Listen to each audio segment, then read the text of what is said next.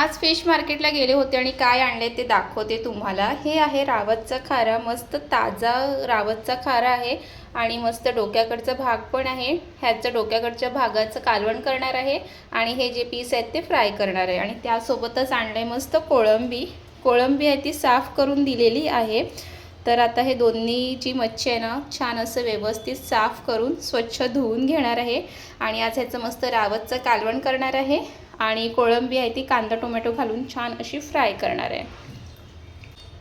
आणि तुमच्याकडे आज काय जेवणात आहे नक्कीच कमेंटमध्ये सांगा। चला आता हे मी सगळे आहे ते स्वच्छ धुवून घेते आणि मग कालवण आणि कोळंबी फ्राय करायला घेऊया। कढईमध्ये तेल घालून घेते आणि रावसचा कालवण करायला घेऊया। तेल आहे ते गरम झालं आहे। हे आलं लसूण मिरची याचं भरपूर असं वाटण घालणार आहे।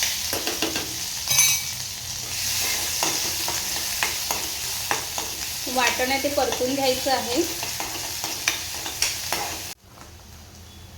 मीठ,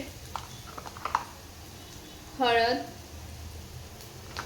काश्मीरी मसाला आणि घरचा मसाला, सर्व मसाले आहे ते तेलामध्ये परतून घेणार आहे।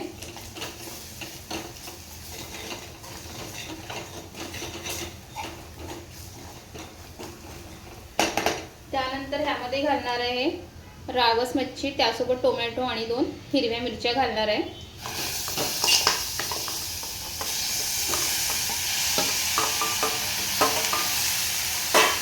त्यानंतर सर्व मसाल्यामध्ये रावस मच्छी ते छान मिक्स करून घेणार आहे।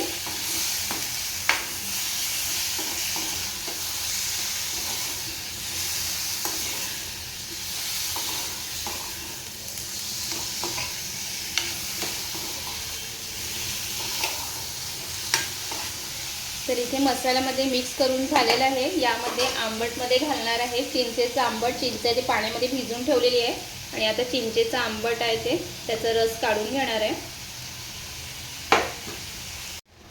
तर इथे चिंचेचं आंबट घालून घेते आणि चिंचेचं आंबट घातल्यानंतर हे एकदा असं मिक्स करून घेते आणि वरून आता झाकून ठेवणार आणि या झाकणावरतीच पाणी सुद्धा ठेवणार आहे। मग तेच पाणी कालवणामध्ये घालून घेणार आहे।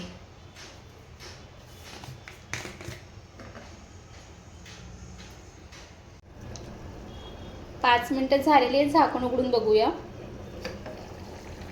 आणि इथे कालवणाला छान अशी उकळ आलेली आहे। एकदा ते मिक्स करून घेते आणि ह्यामध्ये ना चिंचेचं आंबटच घातलेलं आहे। थोडंसं त्यामध्ये गरम पाणी घालून घेते। जितकं तुम्हाला कालवणामध्ये रस्सा ठेवायचा असेल त्याप्रमाणे त्यामध्ये पाणी घालून घ्या। पाणी घालून घेतलंय आणि आता 5 मिनिटांनंतर बघूया, झाकून ठेवते आणि इथे तेल घालून घेतलंय। आता कोळंबी फ्राय करायला घेऊया। तर इथे कांदा घालून घेते। कांदा बारीक करून घेतलेला आहे आणि कांदा ते परतून घेते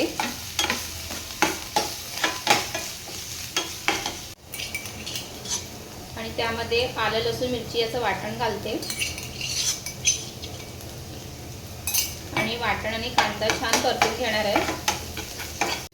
आणि त्यामध्ये ना आंबटसाठी हे आंब्याचं आंबट घालणार आहे।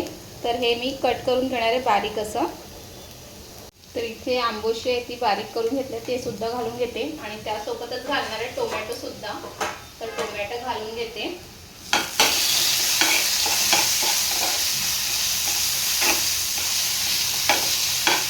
आणि टोमॅटो पण छान परतून घेणार आहे। त्यानंतर त्यामध्ये घालणार आहे मीठ, हळद, घरचा मसाला आणि काश्मीरी मसाला आणि स्वच्छ करून घेतलेली कोळंबी घालणार आहे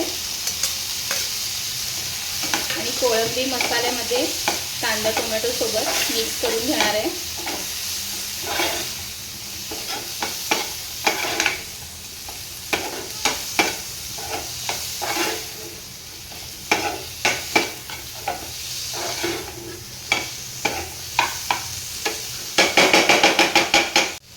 मसाल्यामध्ये व्यवस्थित मिक्स करून झाले। आता ह्यावरती झाकण ठेवणार आहे आणि वाफेकरता थोडंसं पाणी सुद्धा ठेवणार आहे।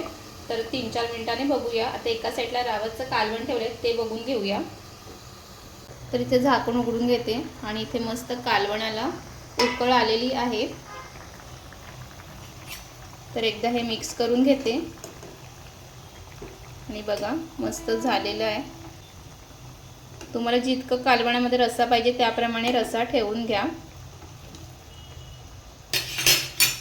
शेवटी ह्यामध्ये घालून घेते गरम मसाला आणि गरम मसाला घातल्यानंतर परत एकदा छान अशी उकळ काढून घ्यायची आहे.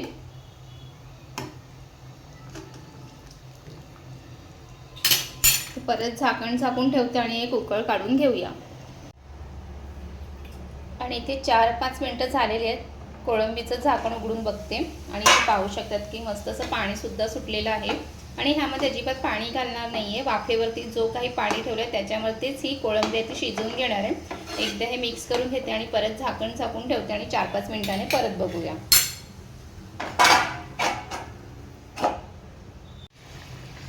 आणि इथे हे झणझणीत असं रावतचं कालवण आहे ते बनवून तयार झालेलं आहे. झटपट होतो पण चवीला खूप छान लागतो. आणि आता वरून अशी भरपूर हिरवी कोथिंबीर घालायची आहे. तर आता हिरवी कोथिंबीर घालून घेते.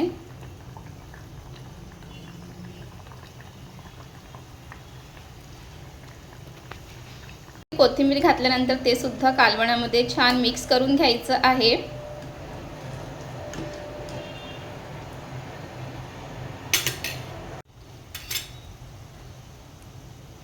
आणि इथे हे आपलं झणझणीत रावतचं कालवण बनून तयार झालं आहे. आणि ह्यामधलं ना हे डोक्याकडचं भाग खायला तर मला खूप जास्त आवडतं. तुम्हालाही आवडतं का नक्की कमेंटमध्ये सांगा. आणि इथे पाहू शकता की किती मस्त असं झणझणीत असा हा रस्सा बनवून तयार झालेला आहे. आणि असं जर रावतचं झणझणीत कालवण असेल ना तर 2-4 घास जास्तच जातील. आणि दुसरीकडे कोळंबी फ्राय ठेवले ते सुद्धा इथे बनवून तयार झालेलं आहे. आता ह्यामध्ये थोडंसं गरम मसाला घालायचं आहे. तर वरून थोडंसं गरम मसाला घालून घेते आणि गरम मसाला घातल्यानंतर एकदा मिक्स करून घेते. आणि इथे मस्त आपली झणझणीत मस्त अशी ही कोळंबी फ्राय झालेली आहे. वरून आता कोथिंबीर घालून घेते. आणि इथे अशी कोळंबी फ्राय ना खरंच खूप छान लागते. तुम्ही सुद्धा एकदा नक्की ट्राय करा. आणि त्यासोबत तर हे झणझणीत रावतचं कालवण खूप छान झालं आहे. रेसिपी कशी वाटली हे नक्कीच कमेंटमध्ये सांगा. आवडलं असेल तर लाईक करा, कमेंट करा, शेअर करा. आणि आपल्या चॅनलला सबस्क्राईब केलं नसेल तर सबस्क्राईब करून घ्या. पुन्हा भेटू एका नवीन रेसिपीसोबत. तिथपर्यंत मस्त खा, मस्त राहा. बाय.